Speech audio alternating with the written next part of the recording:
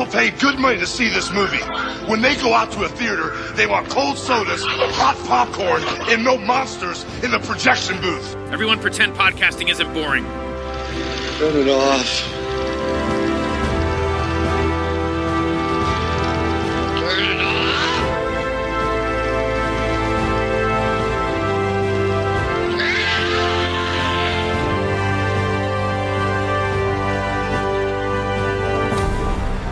State your name. Alexander Ilyich Rostov. Occupation. It's not the business of gentlemen to have occupations. Your class is a threat against Russia. Therefore, it is the judgment of this committee that you be returned to the Metropole Hotel, where you will remain for the rest of your days. For the last 4 years, I have been a prisoner in Suite 317 of the Metropole Hotel. It has a window at least. Just about fit on this bed. G-sharp, I believe. Times have changed since our glorious revolution. Most of my friends are dead. My house was seized and burned. You must never leave. If you do, I'll be waiting. Well, thank you. You have carried out your duties with the greatest courtesy available to you. Hello. Hello? I like your mustache. Oh, thank you. How are we going to survive these endless days stuck in this hotel? I have a key that opens every door. There are rooms behind rooms and doors behind doors. In this hotel, everyone can be watched. It's a dangerous place, especially for you. She's an actress. I've seen her films. They're not very good. I'm afraid they're quite ill-behaved. I always think behavior is a matter of handling. Yes, I'm sure you do. Be very careful. You are still a prisoner here.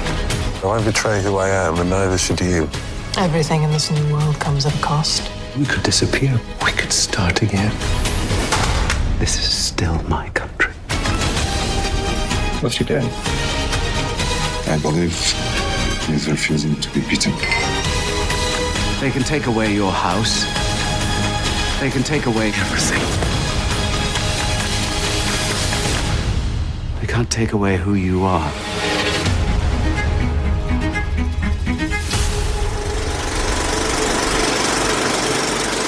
Hey folks, welcome to a special episode of The Projection Booth. I'm your host, Mike White. On this episode, I am talking with production designer Victor Molero. He is known for, well, quite a few things. He's been working in the industry for a long time, but I talked to him, well, about a lot of things, including what he is getting quite a bit of recognition for, A Gentleman in Moscow. It is a limited series that is playing on Paramount Plus, stars Ewan McGregor. It's about a gentleman in Moscow. Thank you so much for listening. I hope you enjoy this interview. How did you get into production design? What was your path to that? It's funny because I never thought that I would be able to work on movies and films and on TV. So it's more they choose me than I choose to do movies. So I was studying in Madrid fine arts, and I remember a colleague, a friend told me they need help for a short film, and that's how I started. Very soon, I was finishing my degree in fine arts, and of course, I always was from very young. I was very crazy about films, and I remember that my parents, and that's maybe something that I need to be grateful. When we were having the summer in the south of Spain, there was always a night when they was trying to have a bit of fun as a young father, and they was let me in outdoor cinemas. So that's when I was a kid. That would never happen now, but in my time, my generation was a way to. It was possible. There was no serious rule about that. So there was always almost every night putting me in the outdoor cinemas, and I watch a movie. And I think this is how I developed that crazy love for movies and films. Were there any films that you saw that really inspired you as a young person? It's funny because there was a movie that touched me a lot, and maybe because it was too strong for a child, and it was Death in Venice. Yeah, I know. But it's something is in my memory as a really strong movie. Maybe I was 10 or maybe 12, but I remember that movie creating my memories something really strong and special because, of course, I'm sure that I never understood the movie, but when I watched it later, I was still it's a very powerful movie, and yes, so I think that movie I have something like in my memory that it was like why so strong the image of this movie, and that's why I was so attracted for something that even I couldn't understand. When I was doing my research on you, I found several pieces that were available through sites like eBay and stuff. Were those yours, or is there another Victor Molero that would decorate or create like furniture or boxes or any of these things? That's really funny. It's really great that you say that. I'm coming from a family with a long story, 7 generation, the 7th generation that they do furniture. They are artisan, so it's in my DNA. So it's a very creative family from the south of Spain in Granada, and they developed this kind of medieval furniture called Bargueño, and it's one of the most important Spanish design furniture, and they have been doing that for many generations. I'm the only one that I just decide to go for different way or path, but yeah, I feel really proud of that. It's a small family, artisan family, that they have been always doing this job. So it's great that you found that. My family have a workshop in the south of Spain. I was the older one in my family, the older brother. So my future was almost done. But I decided that I wanted to have the instinct to do any other things, and I wanted to study fine art. So with the skills to study fine art, I went to Madrid, and that's how everything. So in a way, I never followed it, but it's true that I forced, in a way, the way to be in Madrid in doing my degree, and I grabbed this opportunity to do the short film. And I met a producer in that short film and said, "I'm going to do a picture. Would you like to come as a trainer?" And I said, "Yeah, of course, I go." So that's how I did it. I was really lucky, but because that was in the 90s, and in 90s in Spain, there was many young directors very interesting, like Julio Meden or Alejandro Amenábar or Almodóvar, of course. And the energy of that moment was very creative, very good. So I was in the best moment at the best time. So that's life when you are in that moment and you feel and you are around people that are very interesting.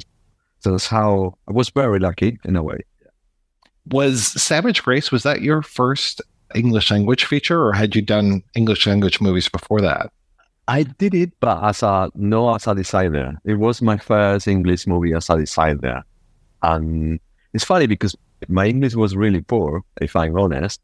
I remember that a producer, Spanish producer called me for that. I think the director met another Spanish designer, but never went really well along. And suddenly they called me and said, "Will you be happy to do that?" And I went crazy because it was my first time doing period. And I met John Cullen, and it was really great because he said, I went really honest, said, "This is my English. You can try to do my best, but this is how." And I said, "I think we are going to find a code and we have the same way to see things. So I think we are going." And it was incredible because we became friends. I improved a lot of my English. and at the same time, I have one of my best experience as a designer because in a way, I think I forced myself to be to think out of the box because I was as a designer in Spain. Everything was easy. I understood that for me it was good to have the challenge to be in a more uncomfortable space, but I understood that was make me even stronger and even enjoy more. And it was, I remember with as one of the best experiences in my career. And of course, Tony is amazing. with Julia, we went really well, and everything. Eddie Redmayne was, I think, his favorite movie. It was really cool, amazing guy, and everything. It was really very tiny, very independent movie. It was like 5 weeks. We shoot the whole production in 5 weeks, and we shoot only in Barcelona. And it was, you remember, it was a period stuff starting the beginning of 20th century, and it started in New York, Paris in the 30s, I think, Barcelona, Mallorca, London. And we shoot the whole thing in Barcelona. So it was very crazy, but we developed a way to do it in a very creative and interesting way. New York looks so different from Paris, looks so different from London, looks so different from Barcelona. How do you approach that to actually make these sets look like they are from these different eras as well as different locations? What I learned in that project, I think the key thing was to find the location. That was because, of course, it wasn't possible to go exterior because the good thing, Barcelona is quite European city. And I think you need to understand how is the place, the location that you have. To do Paris in Barcelona was easy. And even we shoot some exterior as a Paris for the strength that we had and the budget that we had. But we create different space. For example, for New York, we found a hotel that is that kind of American hotel, very with that kind of old times flavor. And we, of course, we dress in the way that, so the way was to try to be flexible. And I think to find, Don Kelly is very creative man, a very interesting guy. And we create that kind of language about, most important thing was the character. So it was to create that environment for the character that was believable. And I think we did it. But yeah, it was a big challenge to be a young designer as it was. How was your approach then versus what you do now? Like, how have you matured and grown over that time? Because now it's not a big deal, I imagine, for you to do a feature. Always is a big deal. It's depends, have more experience, but it's still every project is a challenge. And it's still I like, and I think I'm better when I out of the box, when I need to think or solve things out of the box. I think it will be, I think I will not doing this job if I was feeling that I was done or I did everything. So I think I'm learning in every project, and I would like to have that feeling of a new challenge every time. Is what I'm trying to look for when I choose a project, or the project choose me. That's it depends, no? But I think for me, I think one of the most important things when I design something is my instinct, my intuition. So I think, and for me, I'm really guided by the story.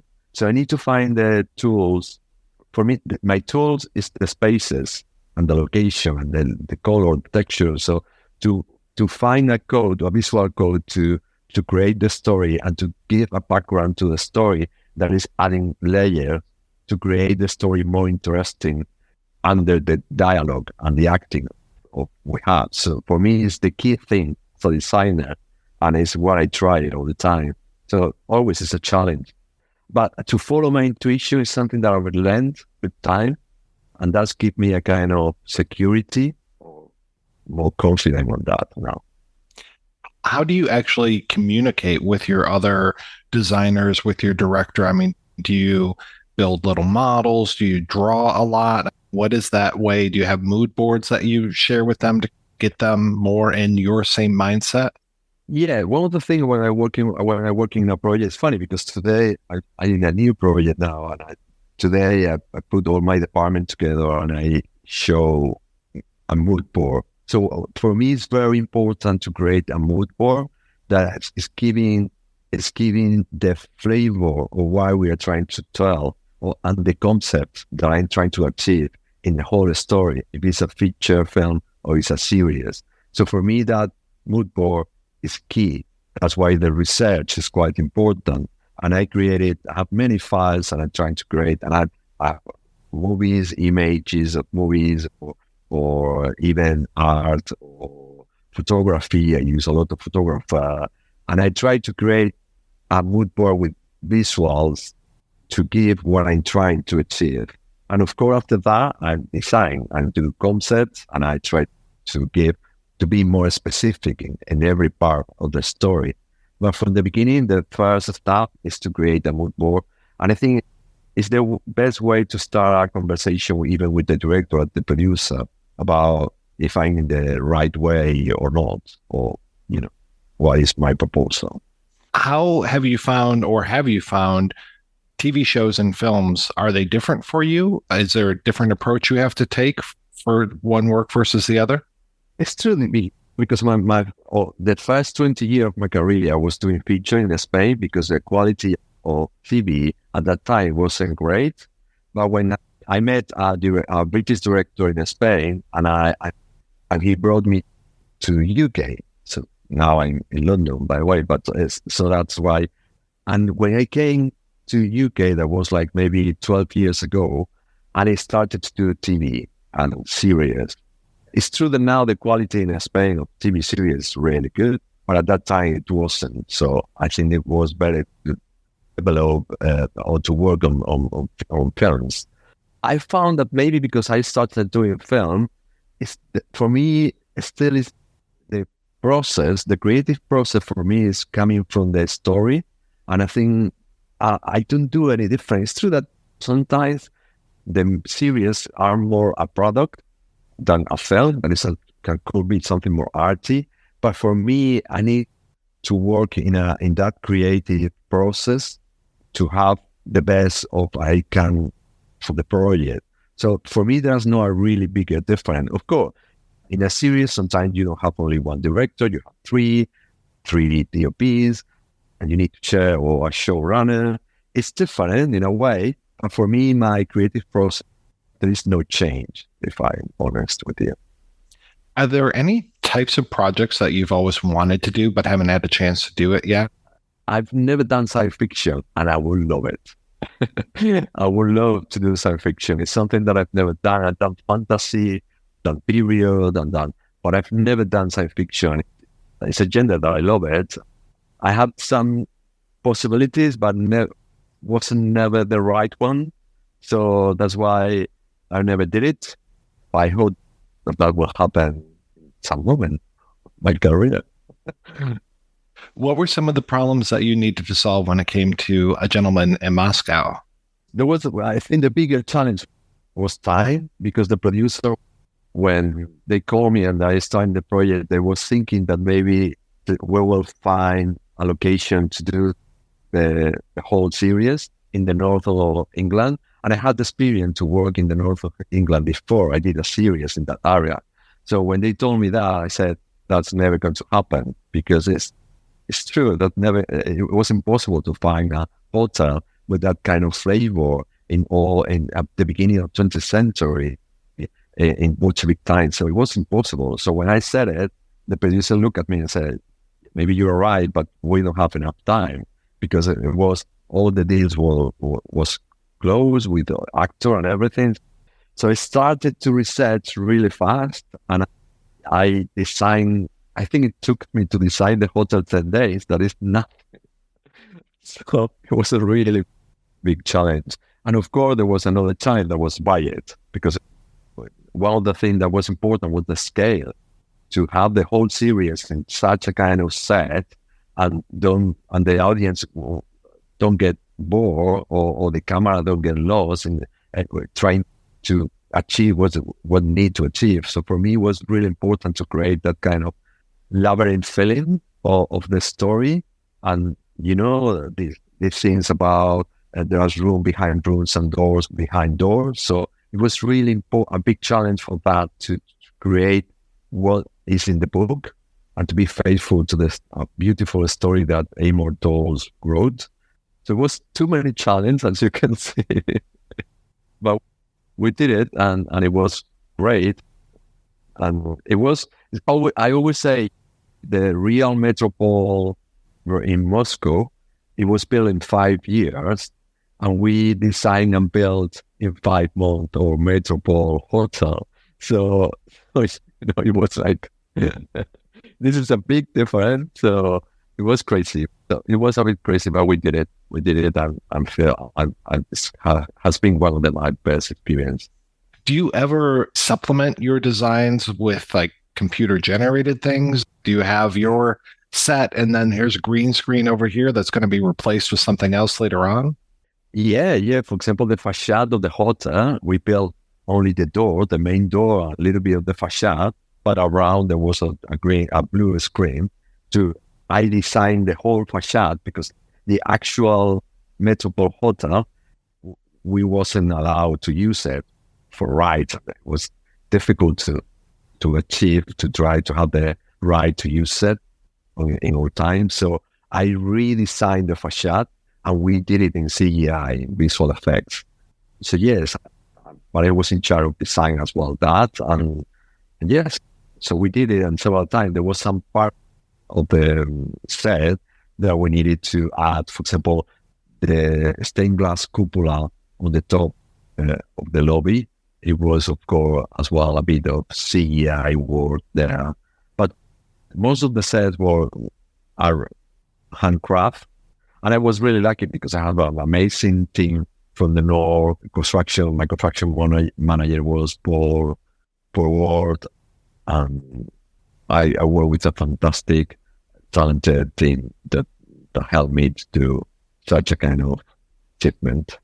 For example, when I was designing the hotel, we created a 3D model, a digital 3D model that even helped to the visual effects department to understand how was the set and the scale, the volumes, the shapes of everything.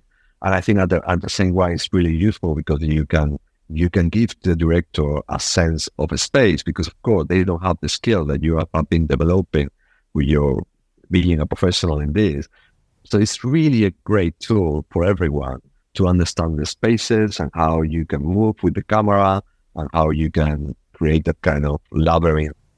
And the entrance, the lobby, the lift, and the piazza, that was the restaurant, everything was together, and I would create a mezzanine around the lobby. So I was trying to create that possibility to be very cinematic with the camera around the set and be very, very, give a good space to the camera department to develop and with the director to develop the story. But yes, I started very soon using this kind of tool because it's really useful, very useful. I think I would say at the end of the 90s, when it started to appear, this kind of programs, I started. You said that you just showing off your stuff this morning already. Is that your next gig, or do you have something else lined up already? Yeah, no, I'm starting a new project that I'm not allowed to say too much. Sorry, but yeah, I'm starting a new series. I'm going to be on this until December. It's going to be another long trip. Mr. Molero, thank you so much for your time. This is great talking with you. Thanks to you, Mike. Thank you so much. Have been great.